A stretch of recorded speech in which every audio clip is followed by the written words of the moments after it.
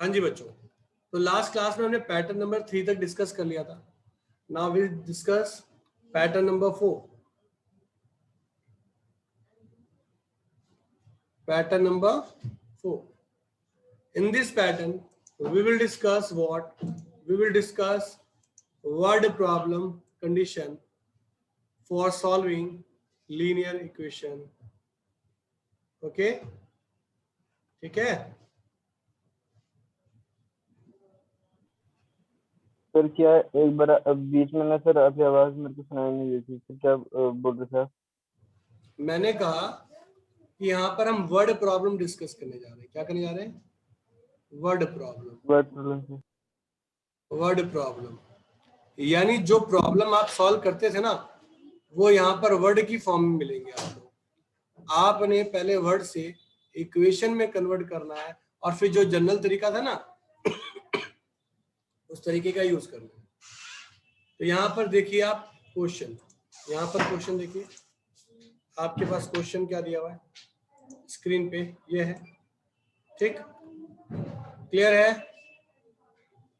Question दिखाई दे रहा है? कोई दिक्कत तो नहीं बच्चों? क्वेश्चन क्लियर है या नहीं? फटाफट बताइए.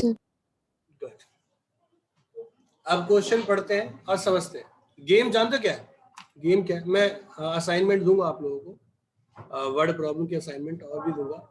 असाइनमेंट दे भी रखा है और कुछ और भी दूंगा. जिसके पास नहीं हो बता देना मुझे, ठीक है? तो गेम यहाँ पर क्या है, हमें ना वर्ड को समझना है. We need to be understand the word language to write any question. Correct. To raise money for अनाथालय. क्या करना है? रेज, हमने मनी रेज करी है किसके लिए? अनाथालय के लिए. कैसे? Student of 3 school. स्कूल कौन कौन सा है? A, B और C. 3 कंडीशन है. Organization and exhibited in the their locality where the sold paper bag, scrap bag. ध्यान रखना, नोट 3 क्वालिटी नोट करनी है यहाँ पर. पहली कौन सी क्वालिटी बेटा? Paper bag. पहली क्वालिटी क्या है सर? Paper bag. दूसरी स्क्रैप बैग. तीसरा प्लास्टिक सीट. अब वो कह रहा है कि मेड बाय जो भी यहाँ पर है recycled paper eight 20, 15, 5 per unit. कितना है बेटा? 20, 15 और 5 पर यूनिट. ओके, यहाँ तक क्लियर है या नहीं? अरे यहाँ तक क्लियर है बच्चों? ओके. अब बात आती है स्कूल की. तो A school, B school, C school. Voice नहीं आ रही मेरी? वॉइस की प्रॉब्लम हो रही है?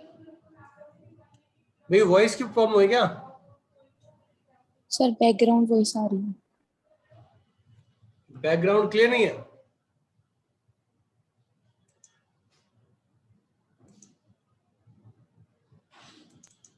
अभी क्लियर है? क्लियर है सर. अभी क्लियर है? जी सर. Yes sir. चलो, इसने क्या बोला? A, B, C 3 स्कूल है और 3 टाइप की कंडीशन है. एक है पेपर बैग, एक है स्क्रैप बैग, और तीसरा है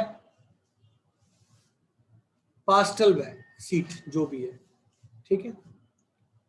अब ये 3 हमारे पास कंडीशन है. अब यहाँ नोट करने वाली बात है. देखो, इसने यहाँ प्राइस दे रखा है. क्या देखा है यहाँ पर? अगर मैं ध्यान से देखूं तो ये क्या हमारे पास प्राइस है ना, पर यूनिट. हमें क्या करना है? पहले यूनिट निकालनी है. तो पहले क्या करना है?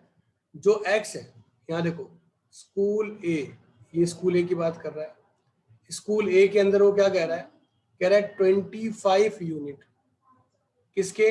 पेपर बैग के, 12 स्क्रैप के और 32 पास्टल के. किसके अंदर? A के अंदर. 25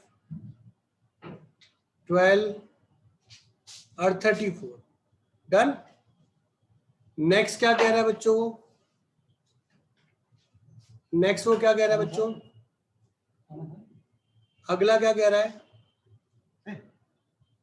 22, 15 और 28। क्या बेटा? 22, 15, 28। डन। और सी के लिए बेटा क्या बोल रहा है? 26, 18, 36।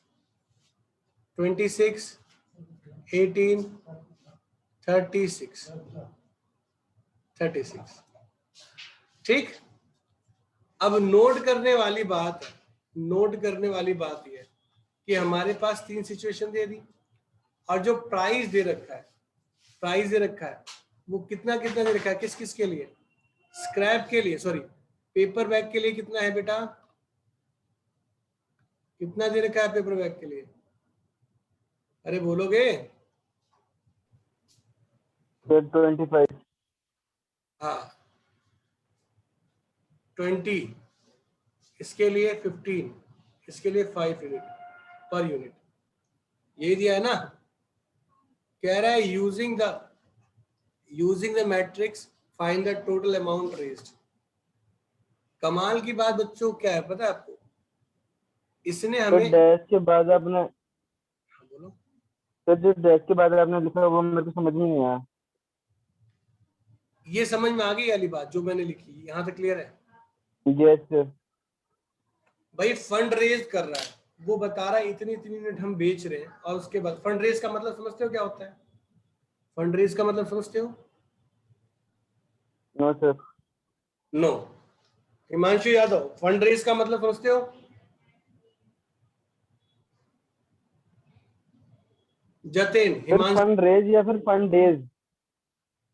हाँ raise raise sir raise, fund raise. RAISE। No sir, मस्ती बढ़ाना।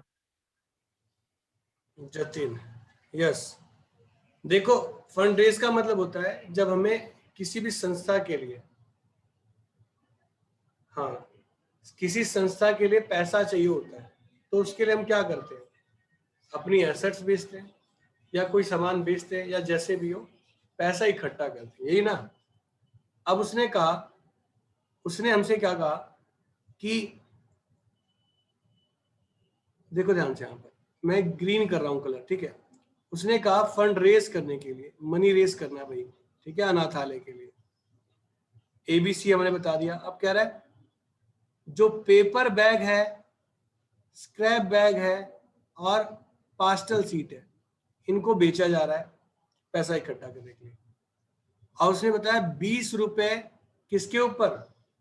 पेपर पे, 15 रुपए स्क्रैप और 5 रुपए पास्टल सीट।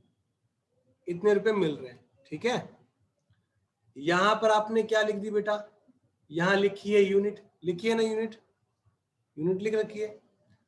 अगर मैं उस यूनिट को, नंबर ऑफ यूनिट है यहाँ पर, उसके प्राइस पर यूनिट से मल्टीप्लाई कर दूं, हमारे पास प्राइस है ना? तो अगर मैं मल्टीप्लाई करूं तो क्या निकल आएगा? अमाउंट आ जाएगा ना, ए के लिए, बी के लिए, सी के लिए। अब नोट करने वाली बात यह है कि यह है पेपर, पेपर बैग, तो पहला पेपर बैग ही होना चाहिए। दूसरा स्क्रैप बैग है तो स्क्रैप बैग है, ये पास्टल सीट है तो पास्टल सीट। इधर रो में जो चीज होगी ना वही यहाँ पर कॉलम की फॉर्म में होनी चाहिए। तो डायरेक्ट प्रोडक्ट करके हम डायरेक्ट मल्टीप्लाई नहीं कर सकते थे, क्योंकि उसने बोला क्या है, क्या बोला है कि मैट्रिक्स फॉर्म का आपको यूज करना पड़ेगा, कहा है ना? तो प्रोडक्ट कर लोगे और वैल्यू निकाल लोगे, हाँ या ना? जल्दी बोलो, बोलो। मैं सिंपल क्वेश्चन से स्टार्ट कर रहा हूं, मतलब अभी मैंने क्वेश्चन कराया भी नहीं, सिंपल क्वेश्चन लिया अभी। किसी को दिक्कत तो नहीं है ना?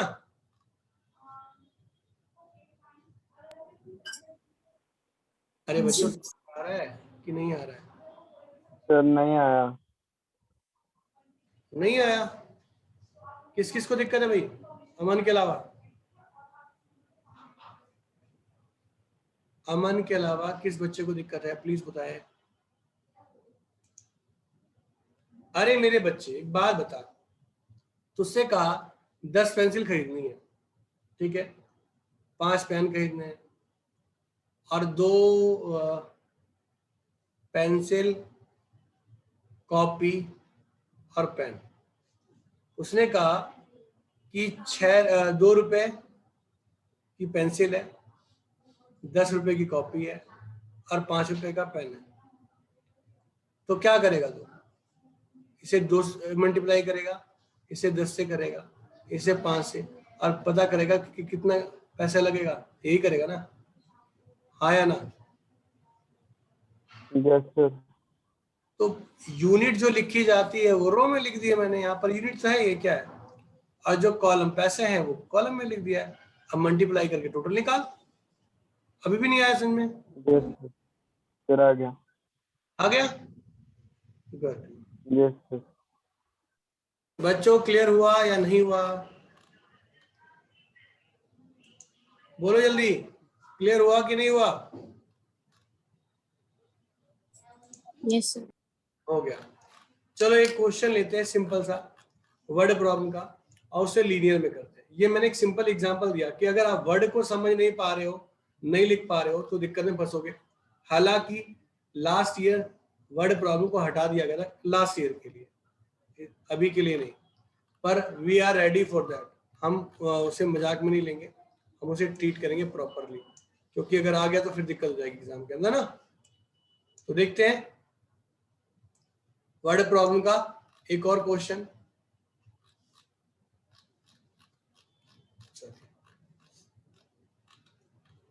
एक क्वेश्चन है,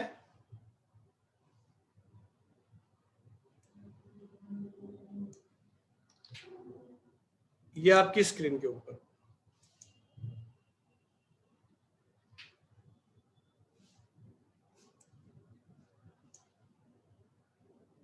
दिखाई दे रहा है सभी को या बड़ा करूं लेटर? अभी क्लियर है क्वेश्चन? क्लियर है? Yes sir. गुड। देखो वर्ड प्रॉब्लम कुछ ऐसी दी होगी क्वेश्चन में, आपने करना क्या है, आपने आइडेंटिफाई करनी है चीजों को। फिर से बोलूंगा, लीनियर इक्वेशन पढ़ना नहीं आता तो प्रॉब्लम में फंसने वाले हो, कोई नहीं बचा पाएगा। यहाँ क्या कहा उसने, कह रहा था cost of 4 kg onion, 3 kg wheat और 2 kg राइस, ठीक। तो आप लेट कर लें, यहाँ केजी दे रखा है, मतलब प्राइस निकालना होगा हमें। Late price of onion is what? X. Price of wheat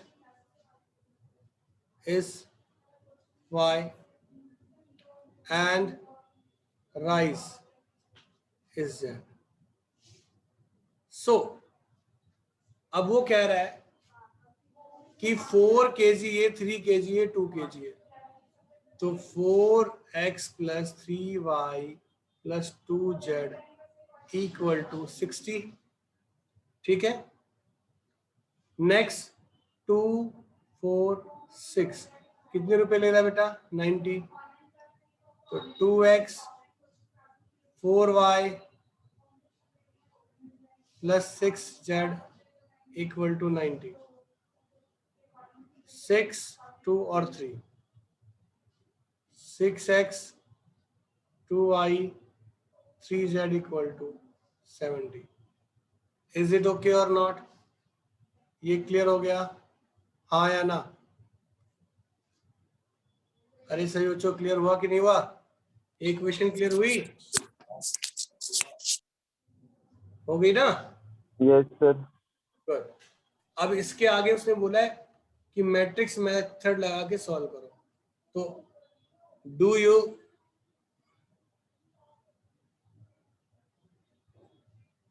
do this question, do solve by yourself, ये अपने आप करोगे। आपको ये क्वेश्चन आने के बाद तो निकालना आता है ना? हाँ या ना? कर सकते हो ना? सर एलिमिनेशन मेथड से निकालना है। नहीं, एलिमिनेशन से मत कर देना बच्चों, मार्क्स कट जाएंगे। मैट्रिक्स मेथड ही पढ़ा रहा हूँ अलग से, एलिमिनेशन नहीं लगेगा इसके अंदर। इसे मैट्रिक्स मेथड मैंने ऑलरेडी पढ़ा रखा है, मैट्रिक्स मेथड यूज करना और सॉल्व कर लेना। ठीक, यस सर। ओके, चलिए नेक्स्ट आगे बढ़े। वर्ड प्रॉब्लम समझ में आ गई? अरे वर्ड प्रॉब्लम समझ में आ गई। You need to be convert the word problem into linear equation and then after using matrix method to solve that. That's it. Okay or not? अरे ओके, ट्राई कर लोगे? Yes. चलिए यस सर। अगली problem की ओर बढ़ते हैं। हाँ जी, अगली प्रॉब्लम कुछ इस फॉर्म से रिलेटेड है। ये पैटर्न नंबर जो 2 आपको मैंने पढ़ाया था, इससे रिलेटेड प्रॉब्लम है, इससे रिलेटेड कंडीशन है, वो हम डिस्कस करने जा रहे हैं। अब सर आपने हमें पढ़ाया कि इस कंडीशन से आप डायरेक्ट निकाल सकते हो, ओके, पर इट इज नॉट नेसेसरी कि वो वैल्यू सेम ही आए। चलिए एक क्वेश्चन आपको देते हैं और आप लोग ट्राई करेंगे। ठीक, देखिए आपके स्क्रीन पे एक क्वेश्चन नजर आ रहा है,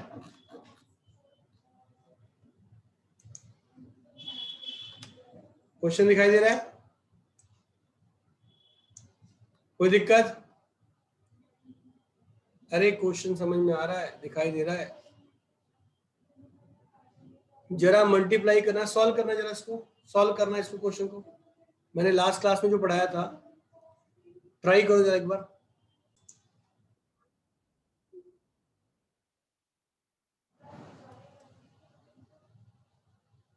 पैटर्न नंबर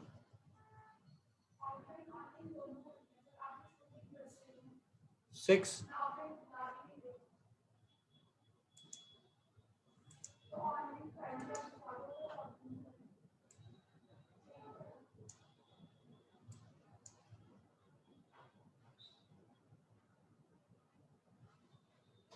ठीक, पैटर्न नंबर 6। अब इस पैटर्न के अंदर हम डिस्कस क्या करने वाले हैं, जैसे हमने प्रोडक्ट किया तो ये क्या निकल गया, 8i निकल गया। क्या निकला बच्चों? 8i। यही आया सभी का? अरे बोलो हाँ ना बोलो भाई। 800080008, ठीक, हाँ या ना? क्लियर है? Yes sir. अगर मैं एज पर रूल लगाऊं तो मुझे पता चल रहा है कि हमें पता है कि a इंटू ए इनवर्स और a इनवर्स इंटू ए क्या होता है, आई होता है, ये पता है, हाँ या ना?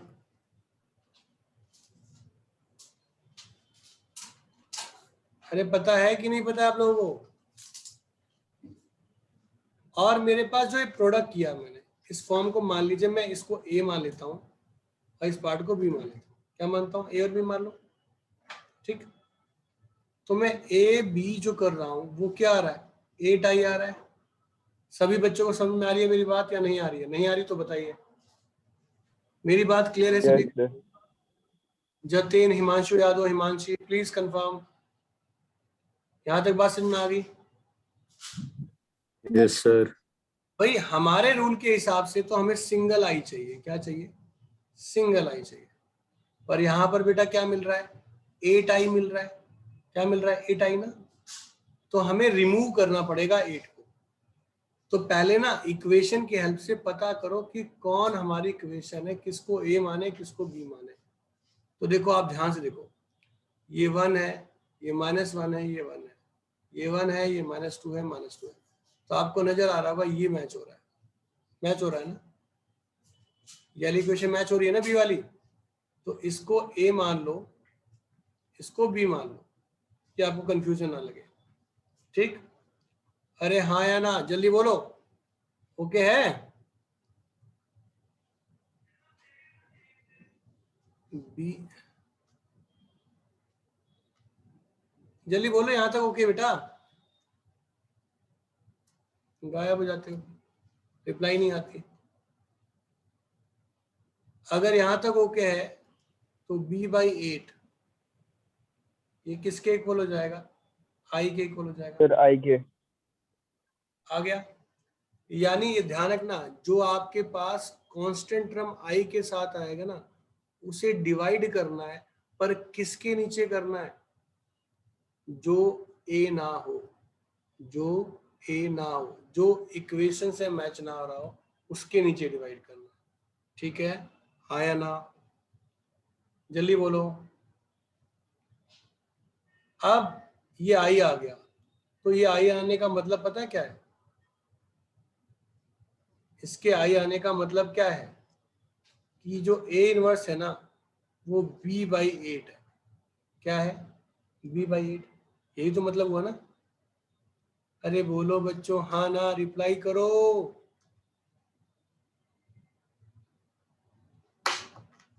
ठीक है भाई, i आ गया तो हमें पता चल गया ना कि इनवर्स क्या होगा, b/8 हो जाएगा।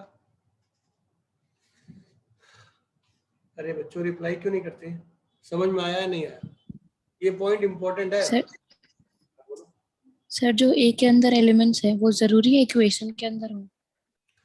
भाई आपको इतना तो कंफर्म है कि प्रोडक्ट दिया है तो कोई एक जो है वो ए होने वाला है और दूसरा उसका इनवर्स होने वाला है, ये तो पता चल गया। हाँ या ना? Yes sir. तो मैं अपनी इक्वेशन में उसे ए मानता हूँ, ए मानता हूँ ना, इसीलिए दूसरे वाले को मैं बी मान ले रहा हूँ। ठीक। Okay sir. अब अगर मैं बी मान रहा हूँ तो मुझे इनवर्स चाहिए। जब तक आई नहीं बनेगा तब तक मैं इसे इनवर्स बोल ही नहीं सकता। तो जो दूसरा पार्ट है, जो कांस्टेंट लेके बैठा हुआ है, उससे डिवाइड करो, उसको डिवाइड करो जो इक्वेशन से मैच ना करता हो। क्यों ऐसा किया? उसके पीछे लॉजिक है। अब आपको इक्वेशन पता है कि क्या होती है इक्वेशन भाई। आप यहाँ ए एक्स सी लिखेंगे, आप लिखेंगे linear matrix form, that is A X equal to C, ना कि बी। बी मत लिखना, अगर आपने उसे बी मान लिया है, ए मान लिया है, तो मत लिखना। हम जो यहां मानेंगे ना, उसे छोड़कर दूसरे वाले से डिवाइड करते हैं। अब यहां पर बात आ गई इसकी, तो आप ए इनवर्स से मल्टीप्लाई करोगे तो क्या हो जाएगा? आई एक्स ए इनवर्स सी, तो यहाँ पर ए इनवर्स सी चाहिए आपको, चाहिए ना? अब आपको जो ए इनवर्स था वो कैसे निकाला आपने? डायरेक्ट निकालिए इसकी हेल्प से। इस इक्वेशन की हेल्प, इस इक्वेशन के कारण, इस इक्वेशन की हेल्प के कारण आपको पता चल गया कि ये मेरा ए हो गया, यानी जो मेरी इक्वेशन है ये वाली, ये हो गई। ठीक। तो इनवर्स पार्ट कौन सा होगा? दूसरा वाला होगा ना। क्लियर है सभी को? हाँ या ना? यहां तक बात समझ में आ यस गई? सर। एक बात याद रखना बच्चों, सबसे इंपॉर्टेंट बात, कि अगर यहाँ पर आपने बी माना है तो इक्वेशन में आप सी लिखेंगे, सेम एलिमेंट नहीं लिखेंगे, नाम बदल देना। एक तो सेम रहेगा ए, दूसरा नाम बदल देना। तो अब फाइनली आपके पास क्या आ गया है? आपके पास ए इनवर्स पड़ा है 1/8, और जो बी की वैल्यू आपने मांगी थी वो, यही ना? 1/8 बाहर निकालिया मैंने,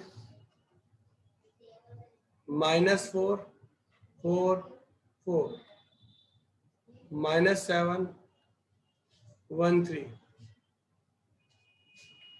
5 -3 -1। अब x की जो वैल्यू होगी वो क्या होगी? x y z, और जो b लिखना था उसकी जगह आप c लिखेंगे। कंफ्यूज मत होना बच्चों। कितना है?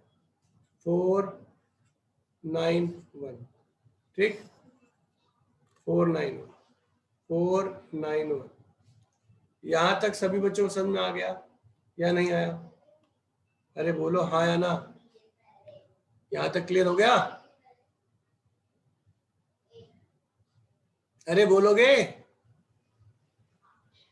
क्लियर यस हुआ? सर। हिमांशी संकोच में है बेटा तू?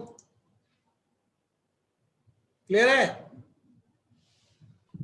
अब देखो, हाँ अब आपके पास क्या है, x की जो वैल्यू है एक्स वाई जेड, वो कैसे निकल जाएगा, डायरेक्ट मल्टीप्लाई करो, सॉल्व, क्वेश्चन खत्म। मतलब मुझे यहाँ पर जब प्रोडक्ट की बात करता है ना, तो आप रे इनवर्स निकालने की जरूरत नहीं है, ऑलरेडी आपके पास गिवन होगा, डायरेक्ट इनडायरेक्ट फॉर्म। ठीक, अब इससे प्रोडक्ट करिए, वैल्यू निकाल लीजिए। 1/8 -16 plus 36 plus 4 minus 28 plus 9 plus 3 20 minus 27 और -1। जो फाइनली आपके पास वैल्यू आ गई वो कितनी होगी बेटा, 30 20 24, यहां से 12 16 माइनस का 8। अगर आप डिवाइड करते हो -2 -1, ये क्लियर हुआ या नहीं हुआ, जल्दी बोलो, एक्स वाई जेड क्लियर हुआ कि नहीं हुआ, वेरीफाई करना सिखा दिया आप लोगों को। अब एग्जामिनर थोड़ा सा ना ट्विस्ट करता है इसी पैटर्न के अंदर, ये पैटर्न नंबर कौन सा था, 6, पैटर्न नंबर 7,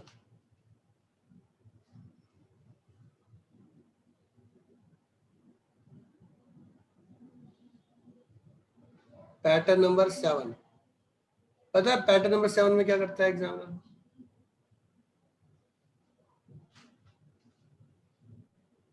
अब पैटर्न नंबर 7 में इसी फेज का क्वेश्चन है, मैं सिर्फ क्वेश्चन समझाऊंगा, करूंगा कुछ भी नहीं। जैसे मान लीजिए मेरे पास क्वेश्चन दिया हुआ है, क्या क्वेश्चन दिया भाई,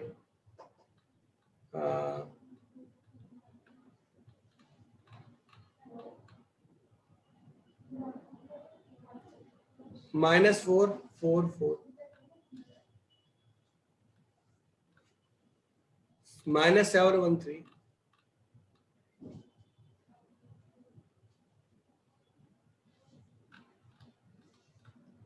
और 5 -3 -1,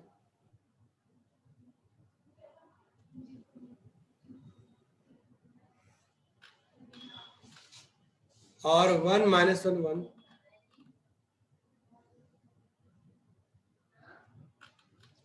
नेक्स्ट 1 -2 -2 2 1 3। ठीक, इसने कहा यूज प्रोडक्ट, सॉरी मैं ना यहां पर क्या कर रहा हूं, यूज प्रोडक्ट, और आप पे इक्वेशन क्या दे दी पता है, आप पे इक्वेशन दे दी x plus y plus 2z equal to 9 minus x minus y plus z equal to 3 और x plus 2y plus 3z equal to 8। बताओ कैसे करोगे, जल्दी बताओ, टाइम नहीं है हमारे पास, जल्दी बताओ, कौन बता रहा है, हिमांशी, जतिन, हिमांशु, कौन बताएगा, क्या करोगे,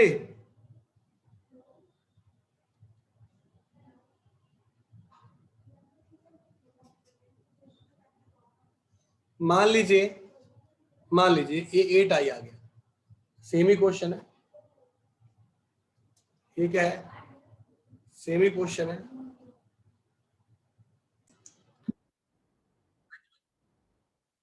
ये बात क्लियर हो गई सभी को ना, इसमें किसी को दिक्कत तो नहीं है। जानते हो मैंने क्या चेंज किया इसके अंदर, मैंने इसके अंदर क्या चेंज किया, इसकी जो रो है ना वो मैच ही नहीं कर रही है, कर रही है, देखो नहीं कर रही ना, जब भी प्रोडक्ट दिया हो तो ये श्योर है कि मैच तो करनी ही पड़ेगी, बिना करे नहीं होगी। तो आप ध्यान से देखो, तो ये ना कॉलम की फॉर्म में मैच कर रही है ना, ये रो नहीं कर रही है तो कॉलम कर रही है। अरे बोलो हाँ बच्चों, नहीं बोलोगे मैं कराऊंगा कैसे? यस। हाँ, तो कई बार टीचर आपको Yes, sir. करने के लिए, देखो 3 पैटर्न हो गए एक ही पे, रो से मैच ना करके कॉलम से मैच हो रही होगी, तो उस केस में आप ए मानोगे, बी मानोगे, जो कि 8 आई आया, ओके। आपको पता चला जी नहीं जी b/8 हम करके निकाल लेंगे इनवर्स, ठीक। तो आपने कहा जी हमें प्रॉपर्टी पता है, अगर प्रॉपर्टी ऐसी होती है तो जो ए इनवर्स होगा वो क्या होगा, b/8, ठीक। पर बच्चों ऐसा नहीं करना है, आपको पता है इसका जो इनवर्स होगा ना, यहां तक तो ओके था, पर इसका जो इनवर्स आप लिखोगे वो लिखोगे ट्रांसपोज ऑफ दिस। क्यों भाई? क्योंकि आपने जब इसे मैच किया इक्वेशन को, किसे मैच किया? इक्वेशन को, तो उसके कॉलम से मैच हो रही थी ना इक्वेशन। तो कहने का मतलब है जो ए था वो एक्चुअल में ए तब बनेगा जब उसका ट्रांसपोज होगा, तभी ना बनेगा, हाँ या ना? अरे बोलो बच्चों। Yes sir. वो ए तभी माना जाएगा ना जब वो ट्रांसपोज में होगा। अगर वो उसकी ट्रांसपोज की कंडीशन को हम ए बोल रहे हैं, ठीक है, ए जो बोल रहे हैं वो ट्रांसपोज की कंडीशन को बोल रहे हैं, है ना, तो उसका इनवर्स भी किस में होगा? ट्रांसपोज में होगा, हाँ या ना? अरे बोलोगे हाँ या ना? अगर इक्वेशन ट्रांसपोज से मैच हो रही है तो उसका इनवर्स भी किस फॉर्म में होना चाहिए? ट्रांसफॉर्म में ना, ट्रांसपोज में ना। Yes, yes, sir. बस बाकी सब चीज सेम है, यहाँ क्या सब सेम है, बस इनवर्स संभाल लेना, वैसे ही करना है आपको। और लास्ट तरीका जो मैं आपको बस स्क्रीन पे शो कर रहा हूँ, करवाऊंगा नहीं, मगर हाँ इसके थोड़े टिपिकल क्वेश्चन मैं बनाकर जरूर दूंगा आपकी क्लास के अंदर, ठीक है। आज आप सारे पैटर्न को रिवाइज कर लेना। देखो ये है पैटर्न अगला, मतलब आपको जो क्वेश्चन मिलेंगे वो फ्रैक्शन फॉर्म में मिलेंगे। ये पैटर्न नंबर 8 है, पैटर्न नंबर 8। 8 तरीके हैं, इसमें आप पुट करोगे 1/a को x, 1/b को y, 1/c। इतने इजी भी क्वेश्चन नहीं आते, खुश मत होना, इसे कॉम्प्लिकेटेड किया जाता है। कैसे किया जाता है उसके लिए मैं अदर क्वेश्चन से प्रैक्टिस करवाऊंगा। ये 8 तरीके समझा रहा था कि 8 तरीके से आपके क्वेश्चन इस पैटर्न पे पूछे जा सकते हैं। अब आपकी इक्वेशन बन गई ये 5x + 4y - 6z = 4, 3x - 2y - 2z = 6। ये इक्वेशन बन गई। आप जैसे सोल्व करते थे सेम प्रोसेस, ठीक। यानी 8 तरीके कौन कौन से हैं, समझ में आ गए आपको? ये नहीं आए? इन 8 तरीकों में से कोई एक पैटर्न आपके एग्जाम में पक्का आएगा 110%। यहां तक कर लोगे या नहीं कर पाओगे? जल्दी बोलो। Yes, sir, कर लेंगे. सर जो ऊपर वाले क्वेश्चन ए बी है उसका आंसर आई की फॉर्म में आना जरूरी है? जी हाँ जी, बिना आई के कैसे कहोगे भाई? a × a inverse, a inverse × a, कब आई कब होता है?